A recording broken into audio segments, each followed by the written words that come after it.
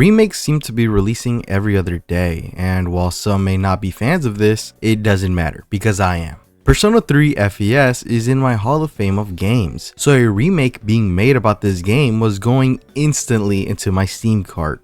I have a lot to say about Persona 3 Reload, so I'm gonna stop seahorsing around and jump in. The remake was based off of the original Persona 3, not FES or Portable, which means that at launch, the game didn't have the answer, now known as Episode Aigis, or the female main character. The developers have stated countless times that they have no plans to bring the female main character or her content to the game. So for now, it seems like all the content that was in her part of Portable will forever be stuck on that game. Most of that content being music and social links that were made specifically for playthroughs as the female main character. The answer did end up getting released, but as I mentioned before, the title was changed to Episode Aigis. Episode Aigis was released as part of an expansion pass that was priced around $30. The pass contained music from previous games along with more costumes for the characters. Charging $30 for something that came with the original back in the day does rub me the wrong way, especially since this is a remake and the way the game was being marketed made it seem like it was for the fans. These types of practices make it seem like it's against the fans. I don't know what to call this besides greed, and this isn't the only example. Persona 3 Reload released with 3 editions, one being the standard edition that came with just the game, which was $70. The second edition was the digital deluxe that came with a digital art book and soundtrack, which cost around $80. And the third edition was the digital premium edition, which came with the digital art book and soundtrack, plus the DLC pack, which included costumes for characters and extra personas for battle. All this was priced at $100. None of these editions came with the season pass that was announced shortly after the game was released, meaning if you bought the digital premium edition and the season pass, you would have paid a whopping $130 in total. When the news first came out, the season pass was review bombed, and till this day, it still hasn't recovered. Although some of it is just people talking about how bad the story for the DLC is. I don't think this problem was as big as it should have been, since a lot of people felt like they were just looked at as money signs. If anything, it was just swept under the rug. It seems like this is mainly a Sega problem, considering they were in major hot waters for doing something similar, with Like a Dragon, where New Game Plus was only available if you bought any edition besides the standard one. It seems that Sega has been testing the waters to see how much they can get away with when it comes to monetizing their games. And if charging $30 for something that was once free is an example, then it means we're not far off that one burger meme where you have to pay for each ingredient. I don't really get it. On a lighter note, one thing I noticed from the beginning was that the remake is more colorful than the original. While the original used neutral colors that at some times just kind of melted together, the remake uses more vibrant colors that make every item and area pop out more. The character models and portraits were also incredible to see, considering we hadn't seen the main character cast in high quality since the Persona dancing games, and that was in 2018. The main characters didn't change much visually, aside from their C's uniforms getting rid of the armbands, and instead replacing it with an arm guard of sorts. Besides that, every character kept their original design with no changes, unlike Tartarus. Tartarus got the biggest change in the remake, considering how dead and empty it was in the original. The remake made Tartarus into a more random structure, with each area having its own unique personality. I'm glad this was changed since Tartarus was pretty much an eyesore in the original, which sucked since you were there for most of the game. It also received a few gameplay changes, which I'll bring up later. The main menus for this game also received some very much needed improvements. The menus for the original game were much more simplistic, if you could call it that, but they're menus at the end of the day, so I can't fault it too much. The remake made menus into their own thing, with every option having its own separate animation. I'm a fan of the Atlas menus, and I hope they can keep up the tradition of just making the best menus in the video game industry. The cutscenes were also updated, but are pretty much one-to-one with the originals. The only cutscene that didn't make it in, but was instead replaced, was the Burn My Dread intro cutscene, and the FES intro. It's a shame since those were one of my favorite songs from the game, but the replacements were pretty decent, so I'll let it slide for now.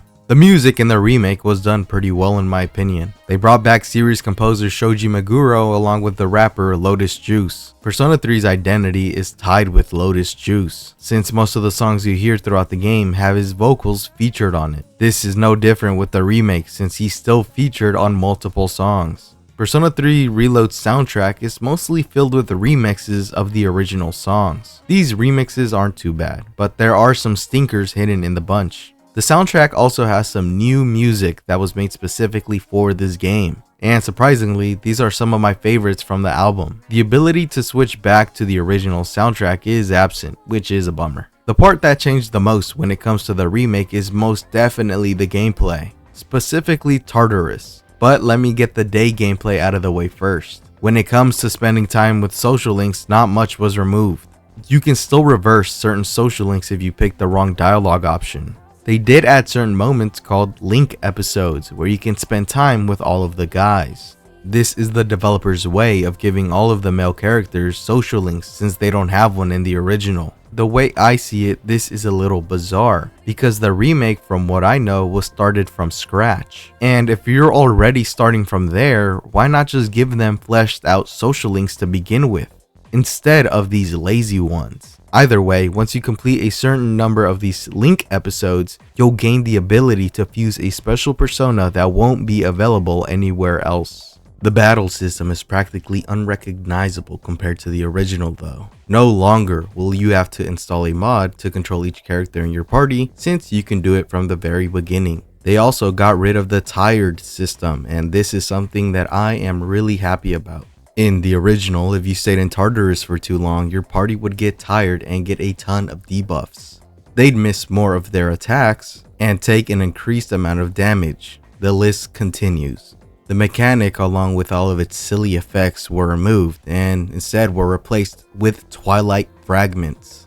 If the tired system was against the player being in Tartarus for too long, then the Twilight Fragments were fans of the idea of staying in Tartarus a little while longer. The Twilight Fragments can be found throughout the game, sometimes in the school or sometimes in the certain floors of Tartarus. They're used as a currency mainly for the dark hour part of the game. You can use them to open chests, or use the clock in the main floor of Tartarus to recover everyone's HP and SP along with a few more things, but those are a bit later in the game.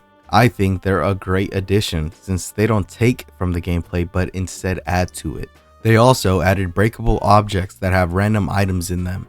Some good, some bad. I think the team behind this game did a really great job of removing and adding stuff to the remake, which makes it feel like its own thing. 3rd-G attacks are something that I didn't know I needed, but man, am I glad they exist. It's basically like a special move that negates any defense an enemy might have. For example, if you have an enemy that nulls wind and Yukari uses her attack, it will still do damage no matter what. It's probably one of my favorite new features of Tartarus. I like Persona 3 FES, but I don't have to tell you just how flawed the original version of Tartarus was.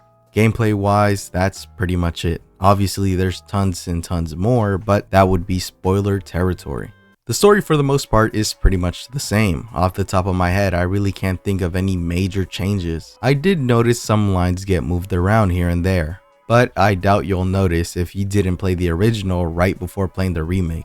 The voice actors from the original were replaced with brand new ones. When this was revealed, the reception was mixed. Personally, I think the voice acting in the remake is pretty well done. Some of the original voice actors did return as secondary characters. Like Akihiko's VA from the original is now the cop you buy your equipment from in the mall. Can't talk about returning voice actors without mentioning how Tara Platt returned to voice Elizabeth again.